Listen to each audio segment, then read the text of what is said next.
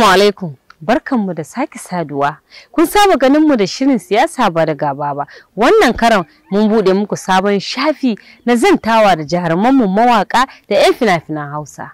Dalilin haka na garziya garin Kaduna na koyi karo da ciyaman ɗin 'yan Kadawut, ma'ana Nuruddin MC Khan kenan. Za ku ji irin ƙalubalen da suka fuskanta da irin ci gaban da suka samu a cikin harkokinsu na wasannin Hausa daga bakinsa. Da yake ne na san 'yan kallo sun san wannan sannan fuskan, amma yana da kyau ka ba mu sunanka da tarihinka. To idan kika ce sunana, ni fa yana da suna da yawa. Wanne zan faɗa a ciki? Kowanne ka faɗi muna. Wanda aka fi sani da Nura MC Khan, aka Jingabe, aka MC Khalifa, aka kai ga sunan dai mana. Duk wanda ka kira duk zan ansa, amma asalin sunana shine Nuruddin Muhammad Usman. Kuma an haife ni a garin Kaduna, na taso a garin Kaduna, na yi makaranta na a Kaduna, ina harkokina a Kaduna, ina sana'a na a garin Kaduna, matana da iyalaina duk muna garin Kaduna. Wannan shine kaɗan daga cikin tarihi na. Amsa wani irin ƙalubale kuka fuskanta? To shi rayuwa dai kamar yadda kowa ya sani baya yiwuwa, dole sai da kai ƙalubale.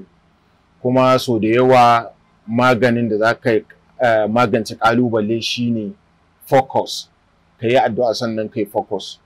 Idan duk abin da kai focusin a kai, in Allah ya da Allah zai taimake ka har ka sha kan wannan ƙalubalen da kake da shi a rayuwa. A matsayinka ciyaman na Kadawu na jihar Kaduna, wani irin ci gaba aka samu? Eto, alhamdulillah, so far so good. We have a lot of achievements. Tunda daga farko dai muna wayar ma da mutanenmu, artist ɗin mu kai ta yanda za su yi su dogara da kansu, ta yanda za a yi su haɗa kai, ta yanda za a yi su gane cewa fa you can achieve your aims. Kamar yanda na faɗa a baya, ba wani abu da yake zuwa cikin sauƙi.